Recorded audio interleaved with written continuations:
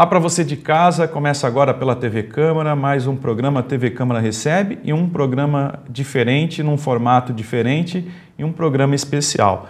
Estamos na Semana Nacional de Trânsito, essa semana que visa conscientizar a população sobre ações voltadas para a educação, engenharia e fiscalização do trânsito. Então a gente vai falar hoje sobre essa temática da Semana Nacional do Trânsito e para conversar com a gente tem aí convidados especiais, começando pelo capitão André Vander, comandante da 2ª Companhia da Polícia Militar de Tupã. Também temos a Geórgia, que é formada em Direito e diretora técnica do Detran em Tupã, e o Júliver Modesto, que é mestre em Direito, conselheiro do CETRAN São Paulo e major da Polícia Militar também, ele que possui livros sobre essa temática também publicados no Brasil, uma referência, uma grande autoridade no assunto. E, por fim, a gente também tem a participação do Valentim Bijeski, que é secretário de Planejamento, Obras e Trânsito aqui de Tupã, presidente do Conselho Municipal de Trânsito e também coordenador dos cursos de arquitetura aqui em Tupã. Então a gente vai fazer um bate-papo remoto e vamos discutir aí o trânsito do Brasil, discutir também o trânsito de Tupã. Então eu te convido a participar, assistir esse programa. Pois bem, eu gostaria de agradecer a presença de todos os nossos convidados aqui e vamos iniciar essa conversa primeiramente com o capitão André Vander, falando a respeito dessa semana de trânsito, Semana Nacional, e a gente tem umas imagens aí para mostrar para o público, né, que a gente sempre, quando fala em trânsito, a gente tem que abordar a questão da educação, que é o alicerce dessa temática, né, capitão? E, por conta da pandemia, a gente está tendo uma semana diferente esse ano, né? Em anos anteriores a gente teve outras atividades, a gente vai mostrar aqui um pouquinho do que foi, mas tudo isso começa pela educação, né, capitão? Isso mesmo. Boa tarde a todos os participantes, convidados, em especial meu mestre, professor Júliver. Muito obrigado por aceitar o convite aqui da TV Câmara. É um prazer ter o senhor aqui com a gente. Geórgia, muito trabalho aqui na cidade. Valentim também, sempre acompanhando os problemas da cidade em relação à infraestrutura e sinalização. Tiago, você comentou do momento que a gente está vivendo em relação à pandemia. Nós estamos, da Polícia Militar, fazendo uma campanha essa Semana Nacional de Trânsito diferente dos anos anteriores. Tá passando aí as imagens para todo mundo acompanhar, né? Anos anteriores a gente fazia uma divulgação, a gente fazia palestra presenciais, nós fazíamos trabalho nas escolas, nas creches, né? A gente tinha já aquele profissional mais com facilidade para lidar com criança, com ajuda até do pessoal do trânsito. Aí a gente fazia gincanas, né? Encontros com o pessoal do sindicato do comércio, promovia mais presencialmente realmente essa instrução, essa informação para as pessoas. O próprio bloqueio de trânsito, tendo em vista a pandemia, nos deu um pouco de restrição. Então, essa semana nós estamos fazendo atividades diferentes, né? Ela está de uma forma mais bem digital, por isso desse programa, né, que nós estamos participando junto com vocês aqui da TV Câmara e os demais convidados, mas a gente busca, com tudo isso, fazer o quê? Levar realmente a informação, a orientação para as pessoas. Eu pedi para o Thiago separar algumas imagens aí para mim, e eu gosto muito de usar isso como exemplo. Se a gente pegar uma tigela de areia e colocar para um filhotinho de gato, um gatinho, coloca uma tigela de areia para um gatinho. Se você pegar uma tigela de leite e colocar para o gato, aquele gatinho, filhotinho, ele vai saber o que ele tem que fazer. O porquê disso? Porque os gatos, né, eles são determinados geneticamente. Isso está no instinto do animal. Ele sabe o que ele tem que fazer com a areia e ele sabe o que ele tem que fazer com o leite. Na areia ele vai fazer o xixi, o cocô dele, no leite ele vai tomar aquele leite. Por quê? Porque ele é um animal determinado geneticamente para ter aquele comportamento. E o ser humano? Se a gente pegar uma tigela de leite e uma tigelinha lá de areia, o que o bebezinho vai fazer? Ele vai jogar o leite na areia, vai fazer uma lama e vai se lambrecar tudo, né, conforme a gente vê aí nas imagens. O porquê disso? Porque o ser humano, Tá? Para se tornar humano, ele precisa ser ensinado. Nós necessitamos de instrução, nós necessitamos de alguém que nos ensine através das leis, através das normas e através das regras. O ser humano, ele tem a necessidade de aprender, né? E tudo aquilo que a gente decide aprender é o que realmente vai determinar o nosso futuro. E eu costumo dar isso de exemplo, algumas pessoas até ouviram esse meu exemplo e pode ser até repetitivo, tá? Mas eu acho que isso é muito presente no trânsito. Então, a pessoa tem o benefício de cumprir aquela instrução, de obedecer uma determinada regra. Exemplo claro, o jovem completou 18 anos, ele vai lá, passa por todo um processo e ele recebe o benefício de ter o quê? A sua habilitação. Então, para tudo na nossa vida, eu acho que a gente depende de instrução. E eu acho que o nosso foco nessa conversa de hoje para a sociedade, para as pessoas que estão participando com a gente, é realmente isso. É esse entendimento de se observar, tá, as normas e regras e essa mudança de comportamento no trânsito. Tá certo. Vou passar a palavra agora para o Júliver. Júliver, eu gostaria que você se apresentasse, embora eu tenha feito a apresentação, mas falasse um pouco do teu currículo, da sua ligação com questões relacionadas ao trânsito. Como eu disse, você tem livros, pode comentar sobre suas obras. E eu ia emendar, após a apresentação, numa pergunta: o que fazer para mudar o comportamento das pessoas, uma vez que a gente está iniciando esse bate-papo aqui, enfatizando que a questão do trânsito é mais comportamental, né? Perfeito, Thiago. Gostei dessa proposição, vamos abordá-la. Com certeza, tanto eu quanto os demais participantes teremos aí contribuições muito úteis.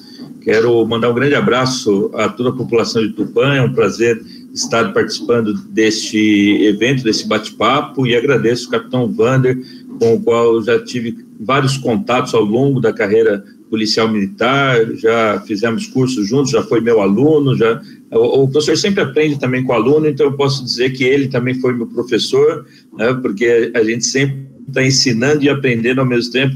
Gostei muito da analogia que ele fez aí, muito bacana, a respeito da propensão do ser humano a saber o que deve ser feito.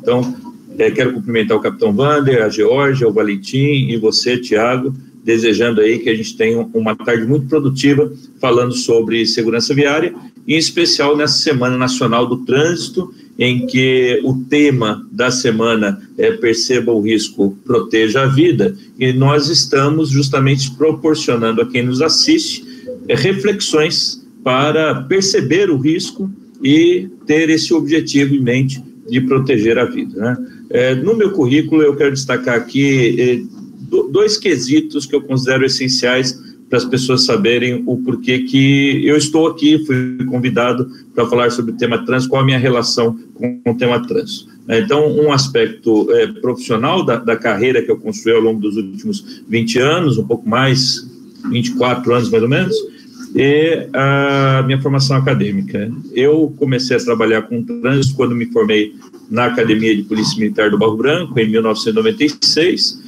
e fui designado para atuar no Batalhão de Policiamento de Trânsito em São Paulo, responsável pela área central. E de lá para cá, assim como acontece com todos aqueles que trabalham com o trânsito, eu acabei me identificando com a área e fui me especializando cada vez mais. Então, a minha atuação se iniciou pelo policiamento de trânsito na Polícia Militar, onde eu concluí minha carreira no ano passado no posto de Major PM, hoje da reserva. E, do ponto de vista acadêmico, eu fui estudando as questões jurídicas, né? Então, me formei em Direito, fiz pós-graduação, fiz mestrado em Direito do Estado, para entender mais as questões doutrinárias a respeito da atuação da administração pública, e voltando aí os meus objetos de pesquisa para as questões de trânsito. E, por conta disso, fui publicando alguns livros. Hoje tenho 24 livros publicados sobre diversos temas relacionados a trânsito, entre eles um código todo comentado, né, que eu explico artigo por artigo, e alguns outros livros aí sobre direito administrativo, sobre poder de polícia, e os mais diversos assuntos, né? Então, são os 2 pontos aí que eu considero essenciais para aqueles que não me conhecem saber por que eu estou aqui hoje, né? A atuação profissional e a atuação acadêmica. Em relação à sua proposição sobre mudança de comportamento, e acrescentando as ótimas explicações do capitão Wander, eu começo dizendo o seguinte: cada pessoa tem uma motivação diferente para mudar o seu comportamento. Esse é um aspecto essencial, principalmente para quem trabalha na área de educação, que ministra palestras, que dá treinamento, porque muitas vezes o especialista na área imagina que as suas palavras serão úteis para todas as pessoas indistintamente, e isso não é uma verdade. Às vezes, por exemplo, até na formação de condutores, existem instrutores que utilizam cenas, imagens, vídeos de tragédias no trânsito, de vítimas no trânsito, e ele imagina com uma boa intenção que aquilo vai fazer com que as pessoas evitem o comportamento seguro, porque ao verem quem morreu, quem foi despedaçado, quem ficou numa cadeira de rodas, imagina-se que aquela pessoa vai colocar a mão na consciência e vai falar: não quero ser o próximo. E, na verdade, isso não vai acontecer em todas as pessoas. Algumas delas podem mudar o comportamento a partir do momento que tem acesso a essas imagens. Mas eu digo com toda tranquilidade, principalmente pela carreira que construí na Polícia Militar, que se o fato de ver tragédias fosse suficiente para comportamento seguro o tempo todo, nós não veríamos, por exemplo, policiais de viatura sem cinto de segurança, ou alguém que é bombeiro conduzir a sua motocicleta sem capacete. E eu estou dizendo aqui de maneira genérica, sem dizer que isso acontece o tempo todo com todas as pessoas, mas nós não veríamos, por exemplo, pessoas que trabalham em órgãos de trânsito, numa eventual confraternização, às vezes do próprio órgão, beber e depois dirigir, né? Então, o contato com o problema não faz por si só que a pessoa se torne parte da solução. Uma vez eu participei de um evento numa cidade, em Fortaleza, e era um congresso de trânsito, que nós tínhamos lá vários especialistas, eu era um dos palestrantes, muita gente boa participando do evento, e me chamou a atenção porque à noite nós fomos convidados a participar de um jantar de confraternização e um ônibus nos levaria até o local do jantar. E muito me surpreendeu quando eu vi esse ônibus que veio buscar o pessoal do evento, estava em fila dupla, aguardando que as pessoas entrassem no ônibus. Eu fiquei incomodado com aquilo, porque infração de trânsito é infração, não há como a gente simplesmente considerar que ali tudo bem, porque se a gente fala que ali tudo bem ou que comigo tudo bem, a gente está admitindo que os outros também pensem e ajam dessa maneira, né? E eu falei com o motorista do ônibus, falei: o senhor não pode estacionar em local adequado? Ele falou assim: aqui eu vim buscar um pessoal aqui no hotel e não tem onde estacionar. E eu falei para ele: pois é, talvez o senhor não saiba, mas o pessoal que está no hotel é tudo formado por profissionais de trânsito. Como que eles vão entrar no ônibus em fila dupla? Daí ele falou: não, mas é rapidinho. Que é a desculpa que a gente ouve o tempo todo do infrator de trânsito, né? E eu falei para ele: então faz o seguinte, estaciona diante ali da guia rebaixada, porque estacionar é infração.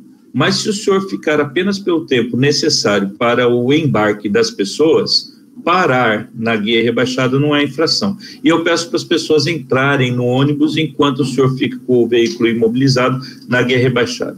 Ele falou: tá bom, só que não deu nem tempo, Tiago, porque quando ele estava entrando no ônibus para acomodá-lo, as pessoas que estavam no evento já foram entrando no ônibus, né? Eu não me contive com aquilo, não por ser chato, nem por querer ser certinho, mas porque nós temos que tomar cuidado com algo que eu passei a chamar, inclusive a partir deste acontecimento, de permissividade no trânsito. Muitas vezes nós somos permissivos, nós concordamos com atitudes que impactam na segurança viária, por mínima que seja, né? E aí eu não entrei no ônibus, chamei mais 2 pessoas que também estavam incomodadas com o fato, pegamos um táxi e fomos para o local do evento, né? Mas me incomodou ter percebido que nem todos adotam essas medidas o tempo todo. E aí eu volto na sua pergunta. Como fazer com que as pessoas mudem o seu comportamento? Há, com certeza, um rol de ações necessárias, e com certeza o Valentim, a Geórgia vão nos brindar com excelentes exemplos de suas atuações aí em Tupã, mas um rol de ações que podem contribuir com isso, em que algumas delas ajudarão algumas pessoas a mudar o comportamento, outras ajudarão outras pessoas. A gente sempre tem que procurar diversificar as nossas atuações no Sistema Nacional de Trânsito para procurar conscientizar, ou se não for conscientizado, mudar o comportamento das pessoas por meio de outras estratégias. Então, ações educativas de trânsito, como é o caso que estamos fazendo aqui, esse bate-papo, trazendo esses pontos para reflexão, são importantes, são válidas e podem trazer resultados positivos. Mas nem todos sairão de uma palestra, sairão do evento, efetivamente mudando o seu comportamento. Vai ter gente que vai mudar por medo de ser multado, vai ter gente que vai mudar porque já foi multado, vai ter gente que vai mudar porque perdeu um parente no trânsito. Cada um tem a opção de mudar ou não de acordo com os seus próprios critérios. Muita gente, às vezes, critica da multa de trânsito, por exemplo, fala de indústria de multa e tudo mais, mas a multa também tem um papel importante nesse processo. Basta você perguntar para qualquer grupo de pessoas, e eu faço isso com frequência nas minhas palestras, mesmo entre profissionais de trânsito, eu pergunto assim, quem aqui usa cinto de segurança? E aí, a maioria, principalmente em eventos que envolvem profissionais de trânsito, a maioria levanta a mão, obviamente. E aí eu pergunto, quem aqui usa cinto de segurança até no banco de trás? E aí a gente percebe que nem todos fazem uso do cinto de segurança no banco de trás, apesar de ser obrigatório e apesar de ser um quesito de segurança. Por que é que na cabeça de alguém ficou já incutida a ideia de que o cinto de segurança deve ser utilizado, mas que atrás é como se estivesse liberado? Com certeza, Tiago, eu posso te dizer que a multa de trânsito teve um papel importante nessa mudança de comportamento ao longo dos anos, porque até 1997 o cinto de segurança não era de uso obrigatório. Começou a ser em 98 com o atual código. As pessoas foram se acostumando a essa cobrança, e com o tempo isso passou a ser mais normal. Só que quando sentam no banco de trás, há uma certa tranquilidade de que não é tão comum a multa para quem não usa cinto no banco de trás, mas ele é obrigatório, cabe multa, mas como normalmente não se aplica a multa, então as pessoas ficam um pouco mais tranquilas, Então, a multa, eu costumo usar esse ditado, a multa também educa, e aí cabe a nós, profissionais de trânsito, adotarmos diversas estratégias, diversificando isso, para procurar ao longo do tempo, mudando o comportamento de uma ou de outra pessoa. É claro que já há assim, um pensamento já pacificado entre os profissionais de trânsito, de que nós só teremos uma sociedade melhor se todo esse processo começar desde o início, desde criança. O próprio código estabelece isso. Todos os níveis de ensino deveriam ter a educação para o trânsito como uma constante. Infelizmente, não ocorre, Então, como a gente pega o adulto já formado, que tem princípios, valores, tem comportamentos inadequados, torna-se cada vez mais difícil alterar aquilo que ele aprendeu de maneira equivocada. Então, no primeiro momento, são essas considerações que eu faço. Quero ouvi-los também e fico à disposição para outros questionamentos.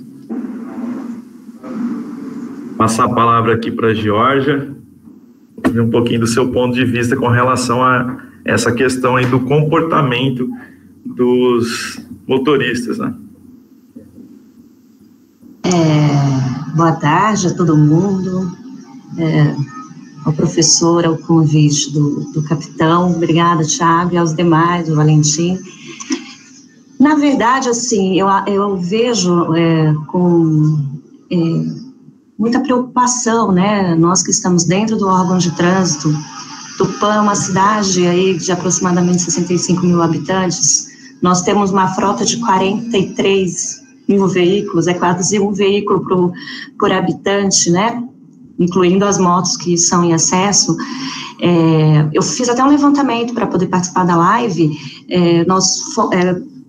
Entre agosto e julho, foram 450 multas de trânsito aplicadas, né?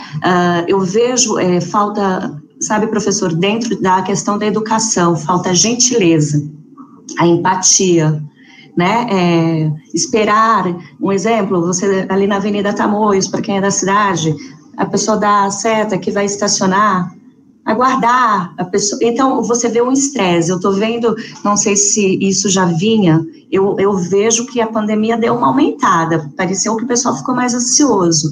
Então, assim, de fato, o Código de Trânsito, ele traz que nós precisamos dessa educação no trânsito já no pré-primário, né, ali no início, porque é difícil você arrumar agora, ficar explicando para o cidadão a responsabilidade dele diante do trânsito. Eu vou até te falar um exemplo meu. Para minha família, eu sou chata com relação ao cinto de segurança no banco de trás. Então, assim, você vê que, às vezes, a gente vai vendo muitos problemas, muitos acidentes graves, principalmente com jovem e moto, que é uma coisa, assim, absurda. E quando eles vão fazer os exames práticos, a gente procura orientar. Eu normalmente, quando eu falava, olha, juízo, o que você vai fazer com sua moto? Mas, assim, o professor, quem sou eu, né? Eu vou fazer de novo isso, tá? Eu tenho o código dele. Então, assim, ele é o mestre. Eu sou funcionária pública, estou no Detran há 11 anos, há 6 como diretora. Não é fácil, vou ser bem sincera, dominar isso, mas nós estamos vencendo aí. Eu vejo que a população melhorou muito em relação a algumas coisas, mas eu queria frisar, não quero falar muito não, eu queria frisar isso, a gentileza, já que a gente não tem como voltar atrás com alguns cidadãos, né? A gentileza, a empatia, é o que para remediar o que nós temos hoje, tá? Mas se vocês precisarem, estar à disposição, mas eu não vou falar muito não, eu quero que seja frisado pelos demais. Já é? Tá certo, então, Georgia. Passar a palavra para o Valentim agora. Valentim, você que está na ponta aí da linha aí, na administração municipal, planejando o trânsito, como é que você vê o comportamento aí, falando de Tupã, especificamente dos nossos motoristas aí?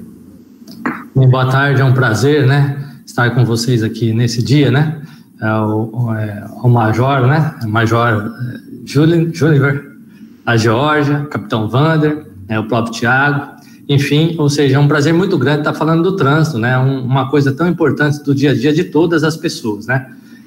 Eu costumo dizer até que o trânsito ele vai muito ligado àquela questão do ir e vir, né, da liberdade da pessoa. E essa questão do ir e vir entra diretamente em alguns pontos que a gente está falando agora, né, a questão do respeito, a questão da educação. E esses dois pilares aí dentro do trânsito a gente vê hoje que realmente tem que ser repensados. Se a gente remeter isso para a questão da pandemia, até a questão de educação sanitária para as pessoas hoje, né, o respeito para com o outro. E o trânsito, principalmente, esse respeito para com o outro tem que ser o principal foco ligado a essa educação, né? Por outro lado, a gente tem aí, eu vejo assim, sempre eu procuro despertar, né, nessas ações de trânsito, a questão do respeito ao ser humano, né? Nós temos que estar respeitando dentro do trânsito o ser humano. Sempre eu brinco aqui, até eu brigo bastante com a imprensa aqui de Tupã, né, em relação a isso. Trânsito violento, mais uma vítima do trânsito, né? Eu nunca vi ninguém falar assim, ó, senhor José da Silva, a 140 por hora, matou uma pessoa. Ou seja, o trânsito é culpado de várias coisas dentro do município. É fácil você jogar para o trânsito, é fácil você jogar para o poder público, é fácil você jogar a responsabilidade para a polícia militar. Enfim, isso é fácil. Agora, a gente nos policiarmos, a gente nos criticar em algumas ações, isso é difícil.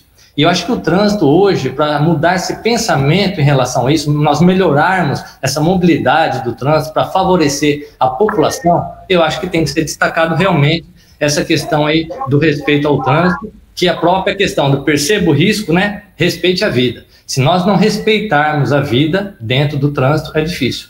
Algumas ações até que é engraçado a gente aqui em Tupã, né? Às vezes você quer fazer um favor, e muitas vezes aqui em Tupã eu criei um atropelamento, por exemplo, né? Então, às vezes você está na Avenida Tamoios, você diminui a velocidade para que uma senhora grávida passe na sua frente, para dar preferência a ela no trânsito. Ela tem uma faixa de pedestre, ela dentro da faixa de pedestre você diminui, vem um motoqueiro a 100 por hora e quase atropela essa senhora. Ou seja, às vezes a gente fica até incomodado de fazer esse favor, de fazer essa gentileza, que você pode até estar provocando um acidente. Então, às vezes, você até dá uma aceleradinha para passar mais rápido, para ela ficar menos tempo esperando, e você não deixa essa pessoa passar. Então, acho que o principal ponto que a gente pode estar discutindo aí, né, outros que a gente discute, eu acho que seria o primeiro ponto, essa educação e o respeito ao ser humano. E, lógico, depois a gente pode estar falando aí também essas questões de ações que o setor de trânsito vem fazendo, que também é muito importante a questão da infraestrutura, né? Nós temos em Tupã aqui uma malha viária bastante antiga, né? Uma reivindicação muito grande de questão de manutenção. A gente vem dando, né? A prefeitura só no último ano e nesse ano nós estamos praticamente com quase 25% da cidade sendo recapeada. Nós temos aí praticamente aí quase que 395 mil metros quadrados de pavimentação que estão sendo finalizados, né? Nós temos aí um contrato agora de 200 mil metros quadrados que vai rejuvenescer a malha viária, aumentando a segurança. Só que, por outro lado, já começou a chuva de pedidos de quebra-mola. E o quebra-mola, a gente sabe, nós estamos com dois aqui especialistas nisso, ele tem que respeitar a legislação. Nós temos que implantá-lo no lugar correto. E muita gente, a gente, estando aqui temporariamente num cargo público, fica com a espada no pescoço, né? E de repente você põe esse quebra-mola, se isso gerar um fator de acidente, se ele não atender a legislação, esse profissional que assinou, que deu ordem, delegou esse serviço, vai ser responsabilizado. Então, sempre eu brinco com as pessoas, né? Explico para as pessoas, falo, se seu filho, né, de repente for atropelado, ninguém quer que ninguém seja atropelado, né? Mas se ele for atropelado por uma pessoa drogada, de fogo a 140 por hora, o responsável é ele.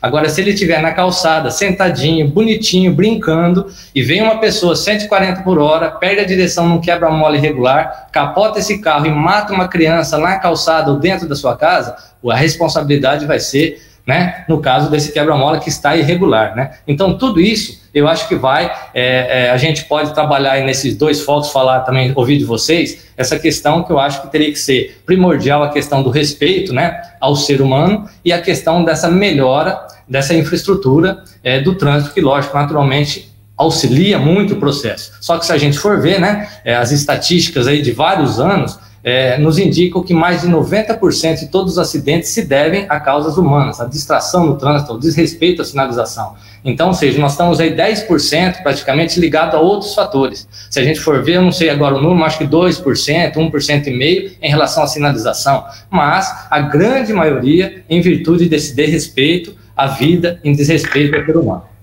Eu acho que é isso, umas considerações iniciais, e vamos, dentro desse foco, ouvir aí os especialistas, né, para a gente poder ter uma noção. Vou voltar a palavra para o Júlio aí.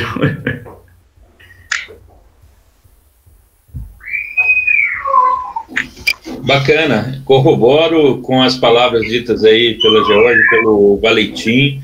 Quando a Georgia fala da necessidade de empatia, de respeito, é realmente o que a gente percebe no nosso dia a dia, nós que estamos imbuídos dessa função de melhorar o trânsito para as pessoas. E aí eu reforço aquela questão que a gente constata sobre cada um ter um perfil e as suas próprias premissas a fim de mudar ou não o seu comportamento, porque ter um comportamento seguro no trânsito é, acima de tudo, cultuar bons valores em relação ao próximo que utiliza daquele mesmo espaço.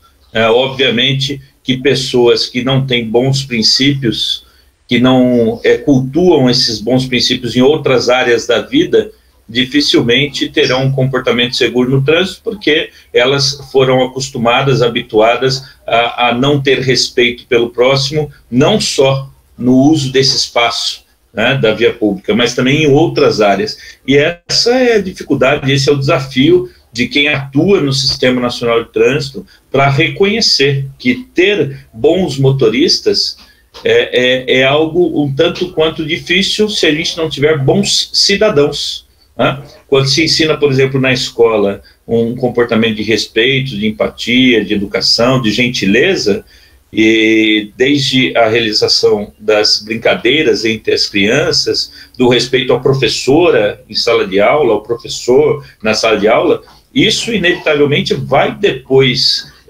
redundar no comportamento daquela pessoa na via pública, né? A pessoa vai repetir aquilo que ele já foi habituado. Então tem essa questão muito interessante aí que a Georgia apontou. E o Valentim nos trouxe aí uma explicação sobre a atuação do órgão de trânsito em várias frentes, na questão da infraestrutura, da sinalização de trânsito, da atuação dos órgãos, porque hoje tem cada vez mais se sedimentado a ideia de que ao poder público, independente da ação humana, há a necessidade de adoção de medidas que vão contribuir com a redução do número de ocorrências de trânsito e naquelas que ocorrerem, com a redução das mortes e das lesões. Partindo do princípio que, primeiro, o homem erra, né, o ser humano erra. E aí não adianta o poder público esperar apenas dele um comportamento adequado e não preparar o terreno, a via pública, para reconhecer esses erros e evitar que aquilo que o motorista foi imprudente, negligente, imperito, acabe ocasionando a sua morte ou a morte de outras pessoas. Então se usa expressões como, por exemplo, rodovias que perdoam, né? O DR de São Paulo tem um programa nesse sentido, rodovias que perdoam. Se, por exemplo, você deixa logo após uma curva obstáculos na rodovia que vão fazer com que o motorista que perca o controle do seu veículo acabe sendo jogado contra aquele obstáculo, é algo que deve ser repensado, né? Em como fazer com que, apesar do erro do motorista, a rodovia perdoe aquele erro e não ocasione a morte dele ou a morte de outras pessoas, né? Então, de alguns anos para cá, a prática de segurança viária tem se voltado nessa busca de cuidar do homem independente do que ele faça. É mais ou menos o conceito que a gente tem desde a década de 70 em relação à direção defensiva, em que se ensina para o motorista, inclusive faz parte da formação de condutores, que a direção defensiva é dirigir de maneira defensivamente, a fim de evitar uma ocorrência de trânsito, apesar das condições adversas e dos erros dos outros. Então, da mesma forma que se ensina isso para o motorista em relação aos erros dos outros, o poder público também deve, independente do erro daquela pessoa, procurar possibilitar mais condições de segurança. E isso tem sido feito em todo o mundo, já há alguns anos, tanto na administração pública, quanto, por exemplo, na indústria automotiva, né? Porque existem muitos elementos de segurança passiva no veículo que independem da ação humana. Então, a ideia é melhorar condições de segurança dos veículos. Quando o veículo é equipado, por exemplo, com airbag, não só para o motorista e não só para a frente do ocupante do veículo, mas também o airbag lateral, né? Quando o veículo tem controle de estabilidade, controle de frenagem, são elementos que vão permitir que, independente do erro do ser humano, que ele continuará existindo, nós estamos tornando as coisas mais seguras. Nós estamos hoje vivendo um avanço tecnológico cada vez mais rápido, e daqui a pouquíssimos anos, e essa discussão já é presente, mas daqui a pouquíssimos anos vai ser uma realidade que a gente vai ver na rua, nós estaremos diante de veículos autônomos.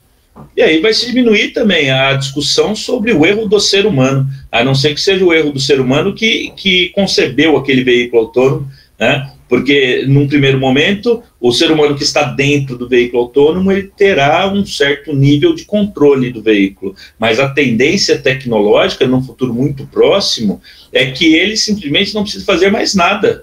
e o veículo vai conduzi-lo de maneira segura até o seu destino, né? Então, a gente começa a mudar a maneira como procura soluções para o trânsito em nosso país. Então, esses exemplos aí do Valentim foram muito sensatos, muito interessantes, porque demonstram a busca do poder público incessante em possibilitar essas questões de segurança. Mestre Júliver. Capitão, você tem uma pergunta para o... Tenho. Acho que até para dar continuidade, para ele contextualizar, já fica aqui o convite para você conhecer a nossa cidade aqui, Tupã. Tá? E aqui, mestre, dando continuidade aí dos comentários dos convidados, nós temos uma grande quantidade de motocicleta, né? Jorge já trouxe alguns dados aí para a gente, aproximadamente 43 mil veículos. Nós temos uma frota de 2 rodas, né, que são as motocicletas, muito grande, e essa combinação motocicleta, jovem, né? A gente não que queira culpar somente os jovens, mas a gente sabe muitas vezes daquela precipitação, daquela ansiedade do jovem em relação à sua motocicleta. Acho que desde quando o senhor já era jovem já era assim, então acho que não deve ter mudado, né, mestre?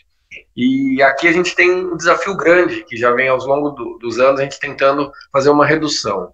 Graças a Deus, esse trabalho, tanto do poder público, através da prefeitura e à frente desses trabalhos, o Valentim, a Geórgia e a Polícia Militar em suas ações institucionais, tanto na área de educação, né, quanto na área de estatística, em relação a estudos, em relação a operações que a gente realiza aqui, como a Operação Direção Segura, a Cavalo de Aço, que é amplamente divulgada aqui também pela imprensa, que a gente também agradece essa participação da imprensa aqui na cidade de Tupã, que nos apoia e sempre apoiou os trabalhos, principalmente de divulgação, de orientação para a população, e é um desafio muito grande que a gente tem aqui, né? Aquilo que o Valentim comentou com a gente aqui.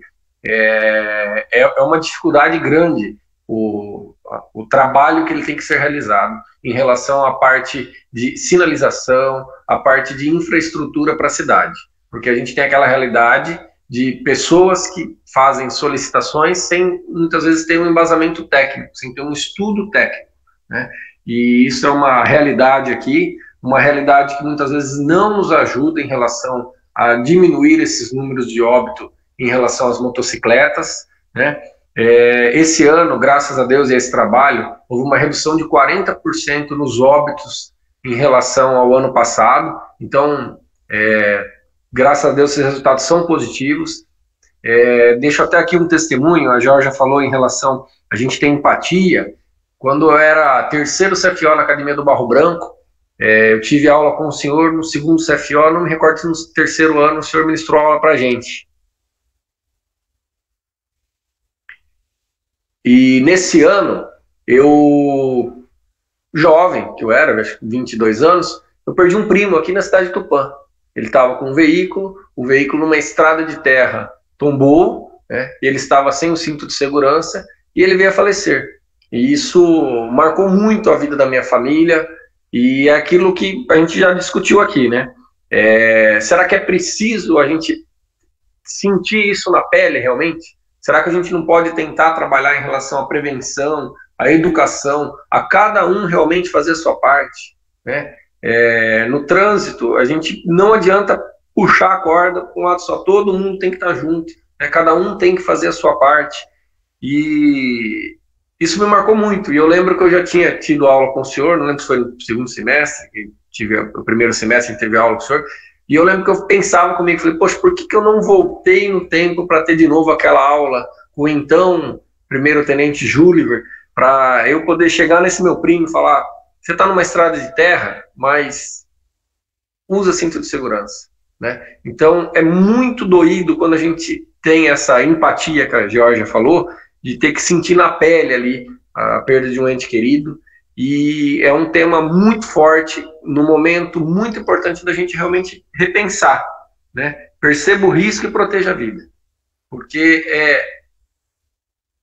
a pessoa, ela é muito vulnerável no trânsito, e aquilo que o Valentim falou, é sempre culpa do trânsito, então fica bem pessoal, né? Fica distante a gente pôr a culpa lá na ponta da linha, né? Que é o trânsito, né? O problema é o trânsito, o problema é a falta de sinalização. E dentro desse número aí que você falou, Valentim, hoje nós temos aqui, nos estudos que a gente faz, nós temos 95% dos acidentes que acontecem no município de Tupã, a causa é falha humana, né? E em todos esses acidentes ocorreu uma infração de trânsito, porque se não tivesse ocorrido uma infração de trânsito, nós não teríamos esse acidente.